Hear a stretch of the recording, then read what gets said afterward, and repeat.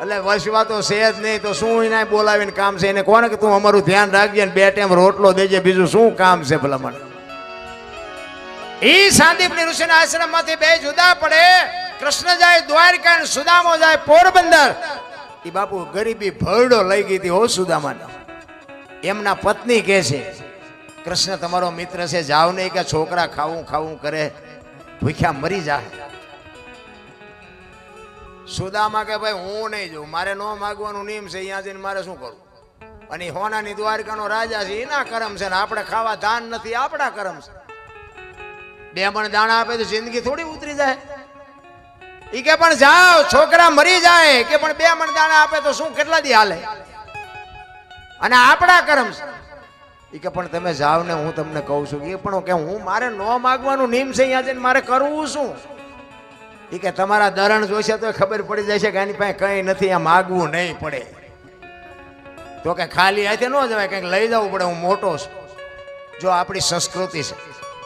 આપણો દીકરો હોય કે આપણો ભાઈ નાનો હોય ને, ભલે બાપુ મોટો બેરિસ્ટર હોય, તમે ભલે વાડીએ નાકા વાળતા હોય, પણ તમે અહીંયા જાઓ ને તો કાંઈક લઈ જવું પડે, કારણ કે મોટા છો. પછી ભલે એક પાર્લેનું પડીકું લઈ જવું, પણ કાંઈક લઈ જવું પડે. આપણી સંસ્કૃતિ છે.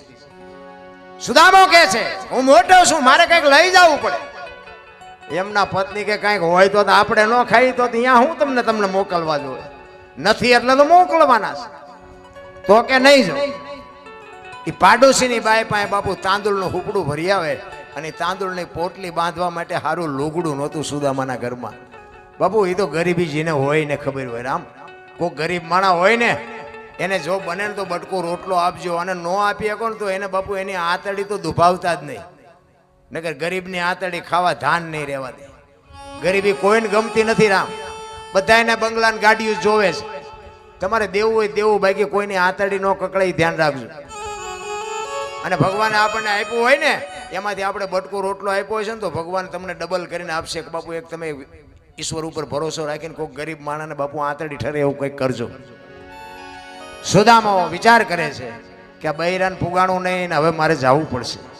એ તાંદુળની બાપુ પોટલી લઈ બગલમાં દબાવી, ઉઘાડું શરીર છે, એક ધોતડી પહેરી છે, હાથમાં લાકડી છે, ઉઘાડા પગ છે, અને ડગુમગુ બાપુ પોરબંદરથી નીકળ્યો, દ્વારકાના પંથે નીકળ્યો. કાગ બાપુ વાણીમાં એવું લખે છે કે સુદામો કેવો લાગતો હતો.